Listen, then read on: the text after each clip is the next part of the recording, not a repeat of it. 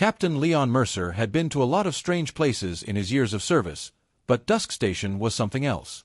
It floated at the edge of human-controlled space like a glass lantern hanging in the dark, full of noise, light, and the smell of a dozen different alien worlds. Leon stood near the back of the arrival hall, his gray uniform pressed and clean, his dark eyes scanning the room out of habit. Beside him, Lieutenant Dana Howell tapped her datapad and muttered something about the schedule being wrong again. "Relax," Leon said quietly. "We're just here to smile and shake hands." Dana shot him a look. "You never just smile and shake hands." She was not wrong. The summit was a big deal. Humanity and the Veiltheri Empire had been circling each other for nearly 40 years, too proud to fight, too suspicious to trust. Now, for the first time, both sides were sitting at the same table. The human delegation arrived first. Then came the Veiltheri. They walked in like they owned the station. Tall, silver-skinned, draped in long dark robes that moved like water. Their eyes were violet, almost glowing, and they looked at everything in the room the way someone looks at something they are not sure is worth touching. At the center of the group was Princess Seraphine. She was younger than Leon expected. Her silver skin caught the light, and her face was perfectly composed, the face of someone who had been trained from birth to show nothing. The Veiltheri High Chancellor, Counselor Dren Vauk, began the formal introductions, leading her slowly down the line of human officers and diplomats. She greeted each one with a small, cold nod. Then she reached Leon. Something changed. It was small, the kind of thing most people would miss. Her fingers tightened at her side. Her breath came a little faster. And then she leaned slightly toward her handmaiden Mira and whispered something in the Veiltheri tongue, low and quick. Leon did not understand the words. But he understood fear when he saw it. He gave her his best polite smile and said nothing. Dana leaned close to his ear the moment they moved on. "Did she just whisper about you?" "Seems like it," Leon said. "What do you think she said?" Leon watched Seraphine move down the rest of the line, her composure sealed back into place like nothing had happened. "I don't know yet," he said. "But I'm going to find out." That night, back in his quarters on the station's lower deck, Leon found a small folded note that had been slipped under his door. He picked it up and read it once. It said only 4 words, "They are already here." Leon stood very still for a long moment, then folded the note carefully and put it in his pocket. The summit had not even officially started yet. The next morning, Leon took the note straight to Ambassador Greg Calloway, the head of the human delegation. Calloway was a thick man with a thick smile and the kind of confidence that comes from never having been in real danger. He looked at the note, then looked at Leon, then handed it back. "These people have a lot of rituals," Calloway said. "It's probably nothing. Do not cause an incident, Captain. We are very close to something historic here." Leon took the note back without a word. Dana, meanwhile, had been digging through the Veiltheri cultural database since before sunrise. She came to find Leon just before midday with a look on her face that meant she had found something and did not like it. "There are gaps," she said, pulling up files on her pad. "Whole decades of Veiltheri history just gone. Not classified, scrubbed. Like they were never there." "What decades?" "The ones that include the death of the previous Empress, Seraphine's mother." Leon was quiet for a moment. "She didn't die of old age, did she?" "The official record says she did," Dana said. "The gaps say something else." Later that afternoon, Leon found a quiet moment in one of the station's side corridors. Mira, Seraphine's handmaiden, was walking alone between meetings. Leon stepped into her path, not threatening, just present. "I'm not here to cause trouble," he said. "I just want to understand what's happening." Mira looked at him for a long time. Then she spoke, very quietly. She told him Seraphine had not wanted to come to Dusk Station. She had been ordered to attend. She was afraid, not of Leon himself, but afraid that he would be chosen, that he would be placed in the middle of something he did not understand and could not survive. Leon listened without interrupting. Then Mira told him about the marriage clause. Buried deep in the Alliance Treaty, in an appendix that most of the human diplomatic team had never read, was a provision for a symbolic political union between a human officer and Veiltheri royalty. The candidate had already been chosen, not by the human delegation, but by Counselor Drenvauk and a group operating outside the official summit. The man chosen was Colonel Wade Harlan. Leon knew Harlan. Smooth voice, easy smile, the kind of man who made everyone feel comfortable right up until they realized he had already taken what he wanted. Mira told him Seraphine had seen Harlan before.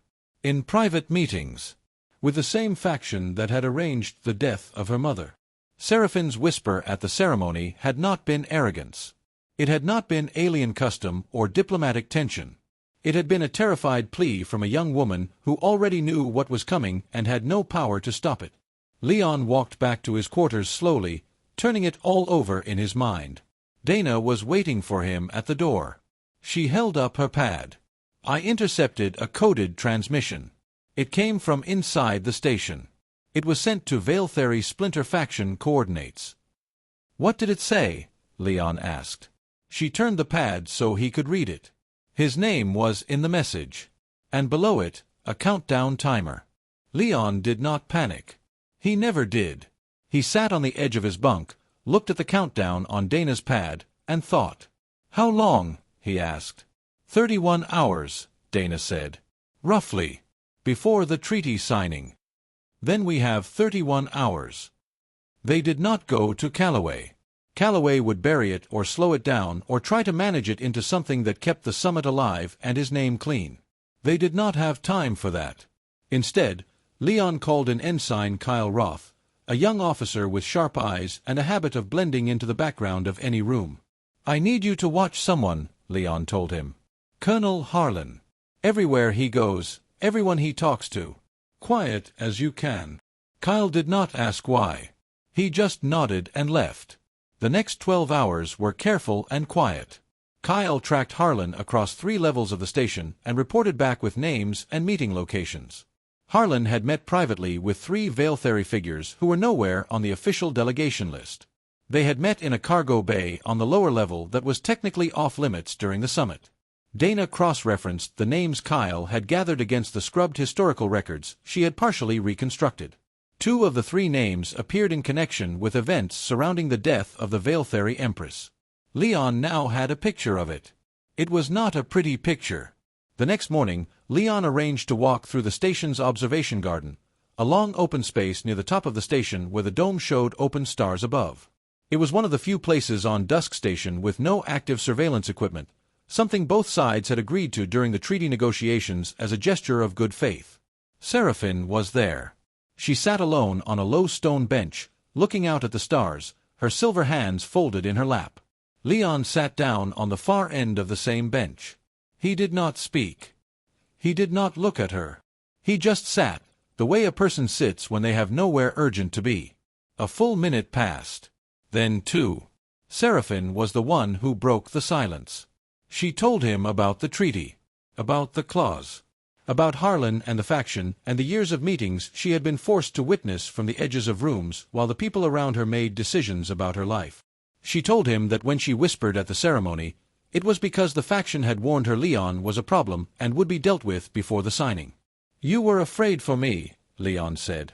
Seraphine did not answer right away. Then she said quietly, you were the only one in that room who looked like he was actually paying attention. Leon was quiet for a moment. Then, the note under my door. That was Mira. It was me, Seraphine said.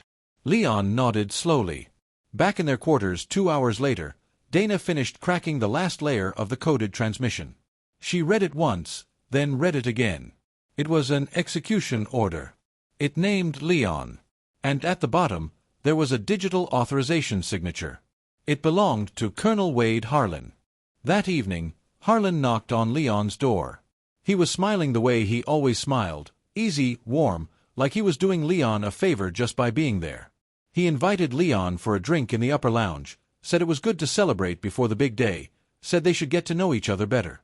Leon smiled back and said yes. They sat across from each other in a quiet corner of the lounge, 2 glasses on the table between them, and Leon spent the next hour being the most pleasant, clueless, harmless version of himself he had ever performed. He laughed at Harlan's jokes. He asked about Harlan's career. He let Harlan feel completely comfortable. Harlan was confident in the way guilty people get confident when they believe they have already won. He let things slip without meaning to, small things, the kind only someone already looking would catch. A reference to a meeting that was not on any official schedule. A comment about the treaty moving forward, no matter what. A moment of almost visible satisfaction when Leon mentioned that he had no special duties the following morning. Leon said goodnight warmly and walked back to his quarters. Dana had not been idle. In the hours Leon spent with Harlan, she had worked with Kyle and 2 other trusted crew members to quietly lock down the station's main communication array. After a certain hour, no signal would leave or enter the station without routing through a secondary filter they now controlled. The Splinter faction could not coordinate from outside. Leon moved to a different room that night, on Dana's insistence. The reactor malfunction in his original quarters block was staged well. It would have looked like an accident. It happened at 2 in the morning, right on schedule. Leon was 3 corridors away, eating a piece of cold bread and reading over the treaty document. At breakfast the next morning, Leon walked into the formal dining hall looking calm and well-rested.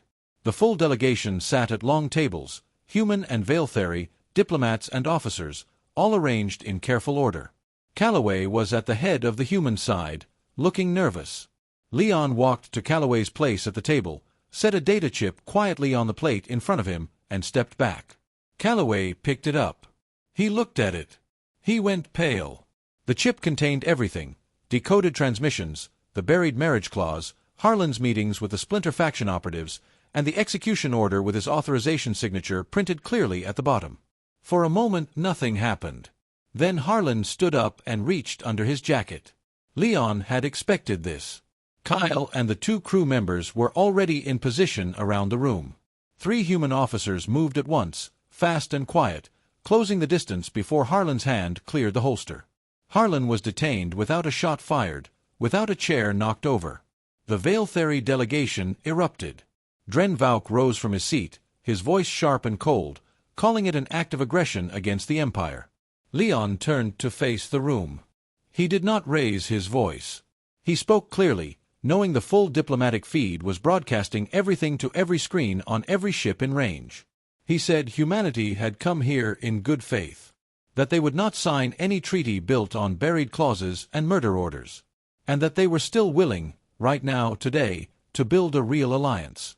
One written in honest words, read aloud, agreed to by people who actually meant it. The room was silent. Then Seraphine stood up. She invoked an ancient Veiltheri law, one that gave the royal witness of a summit the right to name her own diplomatic counterpart. She named Leon Mercer. Dren Vauk opened his mouth, then closed it. The law was older than the counselor's authority.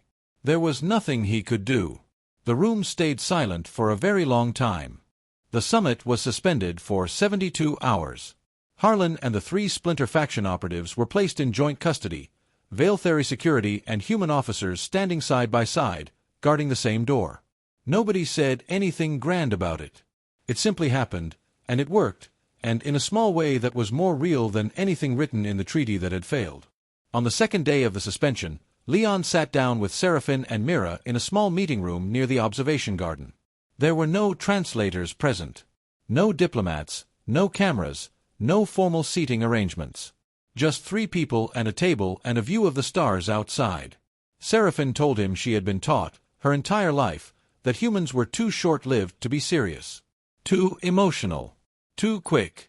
She said the Veiltheri believed that beings who only lived a century or less could not build anything that lasted, could not be trusted with things that mattered. Leon listened to all of it. Then he said, "You're right about most of it." Seraphine looked at him. "We are emotional," he said. "We move fast because we don't have time not to. We improvise because things go wrong and we can't wait around for perfect conditions." He paused for a moment. "But here is the thing about cornering a human. We don't accept the situation we're handed. We look at the odds, we decide we don't like them, and we change them. It's not heroic. It's just how we're built." Seraphine was quiet for a long moment. Then she laughed. It was a genuine sound, small and surprised, like it had escaped before she could stop it.